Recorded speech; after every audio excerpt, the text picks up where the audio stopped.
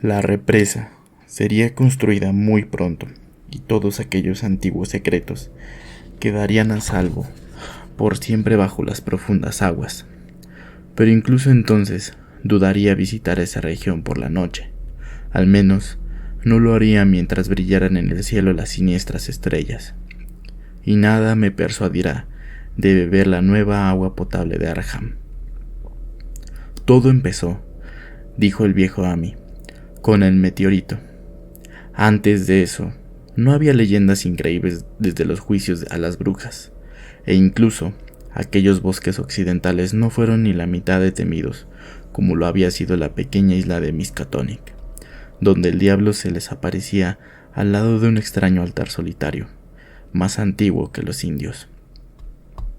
Aquellos no eran bosques embrujados, y su fantástica oscuridad no fue nunca terrible antes de los días extraños. Luego había llegado aquella blanca nube al mediodía, esa cadena de explosiones en el aire y aquella columna de humo muy lejos en el valle dentro del bosque. Y, por la noche, todo Arkham se había enterado de que una gran roca había caído del cielo y se habían incrustado en la tierra, junto al pozo de la casa de Nahum Garner, la casa que se había alzado en el lugar que ahora ocupaba el páramo condenado, la hermosa casa blanca de Nahum Garner, en medio de sus fértiles jardines y huertas. Nahum había ido al pueblo para contarle a la gente acerca de la roca y visitó la casa de Amy Pierce cuando iba camino al pueblo. Amy tenía 40 años en aquel entonces y todos los extraños acontecimientos quedaron bien grabados en su mente.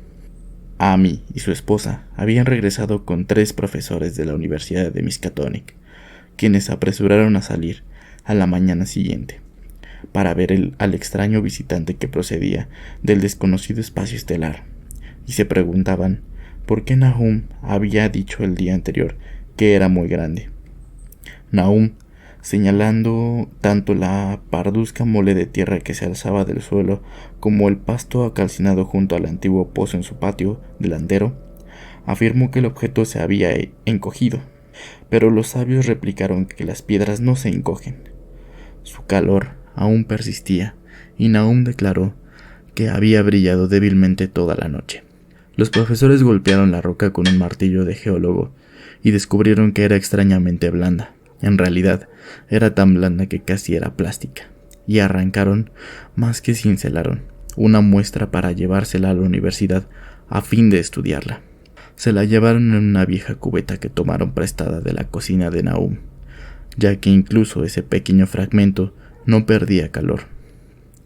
En un viaje de regreso, se detuvieron a descansar en la casa de Amy, y se mostraron muy pensativos cuando la señora Pierce les hizo notar que el fragmento estaba haciéndose más pequeño y estaba quemando el fondo de la cubeta.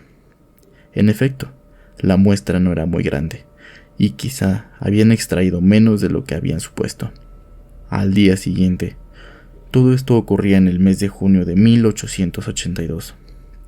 Los profesores se presentaron de nuevo, muy emocionados. Al pasar por la casa de Amy, le contaron que la muestra había reaccionado de modo muy raro y que había desaparecido por completo cuando la introdujeron en un matraz. El recipiente mismo había desaparecido, y los profesores hablaron de la extraña afinidad de la piedra con el silicón. Había reaccionado de un modo increíble en aquel laboratorio, perfectamente ordenado. No había sufrido ninguna modificación ni expelido ningún gas al ser calentada el carbón, mostrándose completamente negativa al tratarla con bórax y revelándose absolutamente no volátil a cualquier temperatura, incluyendo la del soplete de oxidrógeno. En el yunque pareció ser muy maleable, y en la oscuridad su luminosidad era muy notoria. Ante esa obstinada negación a enfriarse, toda la universidad se contagió pronto de una gran excitación, y cuando se le calentó en el espectroscopio, mostró unas brillantes bandas distintas a las de cualquier color conocido del espectro normal.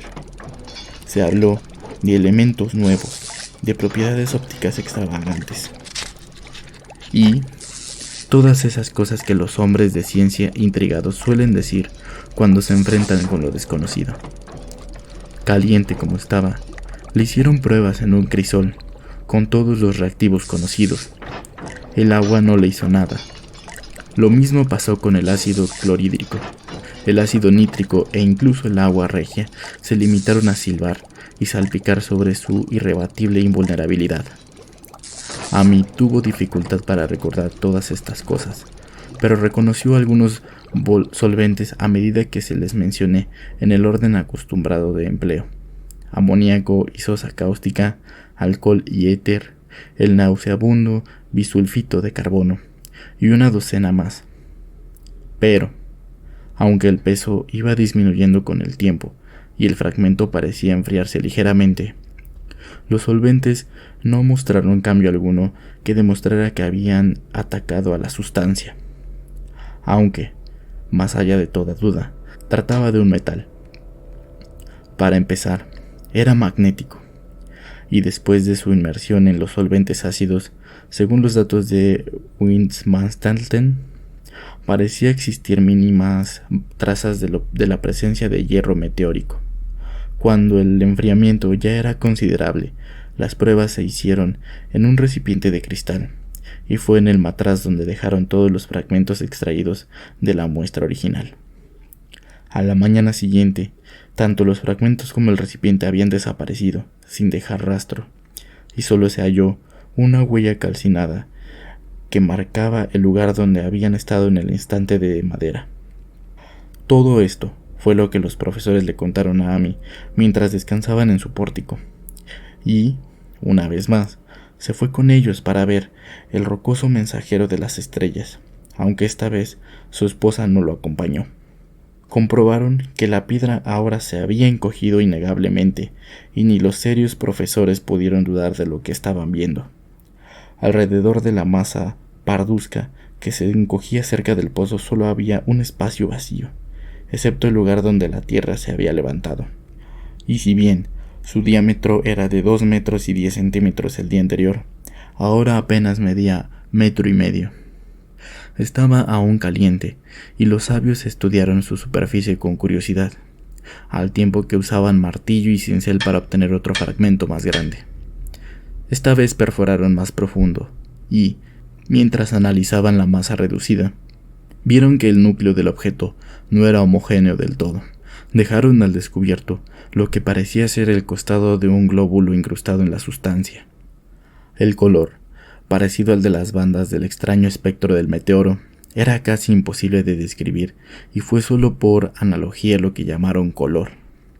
Su textura era lustrosa, y al tocarla parecía tener una condición quebradiza y hueca. Uno de los profesores golpeó ligeramente el glóbulo con un martillo, y este estalló con un leve chasquido.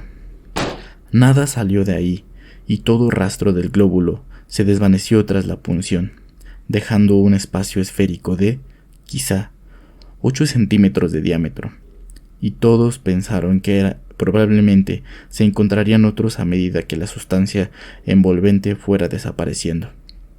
La conjetura resultó vana, así que, luego de un intento inútil por encontrar glóbulos adicionales usando un taladro, los investigadores se fueron de nuevo con su muestra, la cual, sin embargo, resultó ser tan desconcertante en el laboratorio como su predecesora. Además de ser casi plástica, de tener calor, magnetismo y mínima luminosidad, y de enfriarse ligeramente con ácidos potentes, tenía un espectro desconocido. Se reducía a temperatura ambiente y atacaba a los compuestos de silicón con el resultado de mutua destrucción. La piedra no presentaba características que ayudaran en su identificación, y, al concluir las pruebas, los científicos de la universidad se vieron obligados a reconocer que no podían clasificarla. No era nada de este planeta, sino un trozo de vasto exterior, y, como tal, poseía propiedades exteriores y obedecía a leyes exteriores.